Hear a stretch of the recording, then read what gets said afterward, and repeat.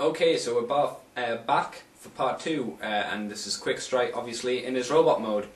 He does have a rub symbol, which I'm just throwing it in here now before I forget, which some of the early Beast Wars figures had for some reason. I guess they were trying to do a nice little hymn back to the old Generation 1 toys with their little rub symbol.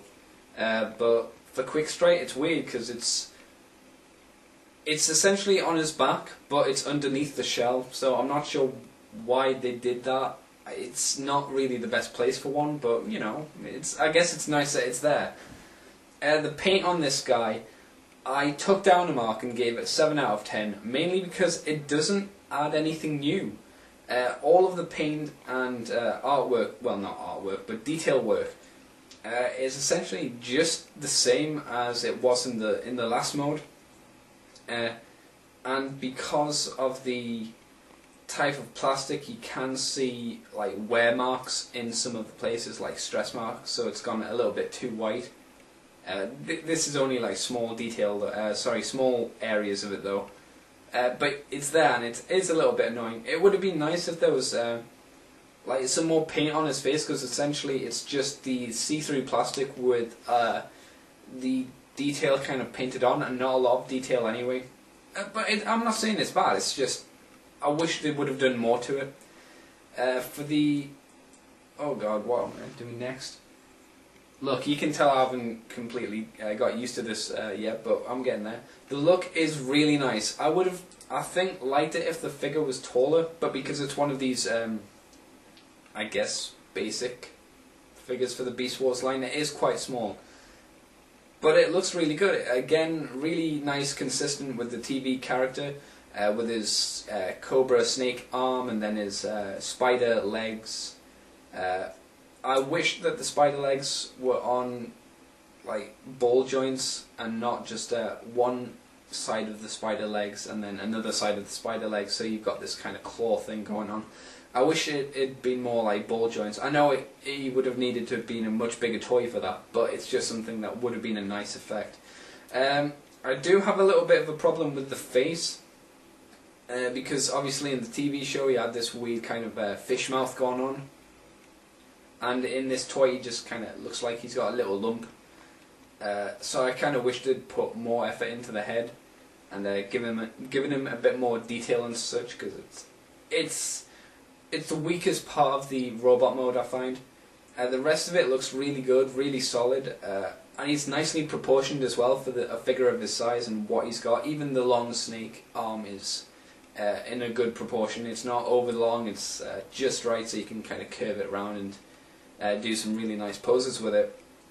The articulation, I did knock it up to 8 for the simple fact that you do now get to open and close his claw hand.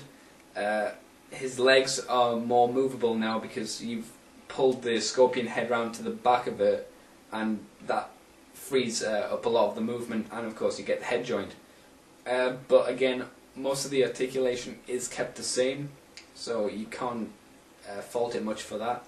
And the fun, I gave it a 7 out of 10, I think, did I? Yep, 7 out of 10.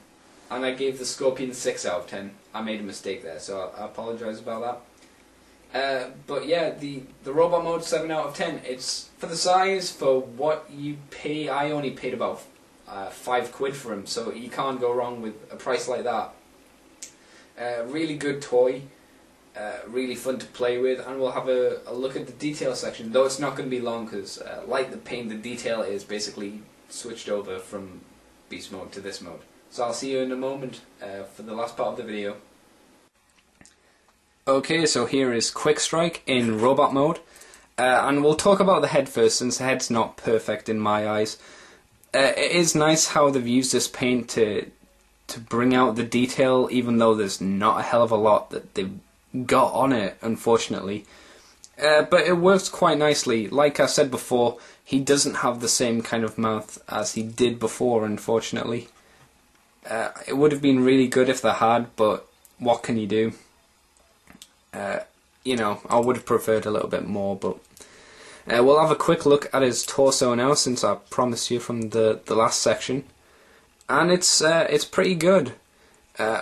nice kind of abdomen sort of shapes here, with again the nice detail picked out through the see-through plastic, and again nice use of colouring here, so it's not just plain and boring. It even goes down to his crotch.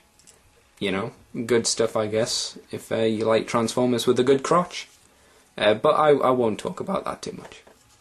What I didn't mention about the snake part is that each of these panels, which obviously are connected by the ball joints, which I've said earlier, also have a really nice snakeskin pattern all the way across it, which is really good. I'm really glad that they did that, and it's not just, again, plain plastic. A lot of detail has gone into this this figure. Sorry about that, just flip his snake head over the back of his arm, and that's another good thing. You can get quite a good pose out of it. The claws on the hands, yeah, they're alright. There's not a hell of a lot of detail on them, unfortunately, but it's good enough, I'd say. He does have quite nice detail, you know, even though this bit's solid plastic here, and then it kind of spreads out. I would have liked a bit more from it, but... And his legs, again, are his claws, so... his back is actually pretty nice for a Transformer as well. This is obviously his head, which, as I said before, flips around. But this bit is used nicely to close up the big gap in between the toy, because there's a lot of space in here where you flip these bits around and stuff. But it's good. It clicks down nicely. The figure holds well together. He looks really good, as I've said, for a basic. Problem I have with it are the claws, the clawed feet. That's because, as you can see there, it's not quite straight.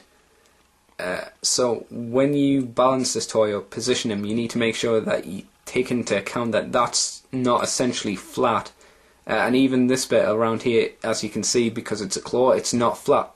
So you need to work that in and fiddle around with his feet until you can get him into a good stance. Like hold his claws and then push his legs back so he balances on the back part rather than the front part, otherwise he just kind of launches forward.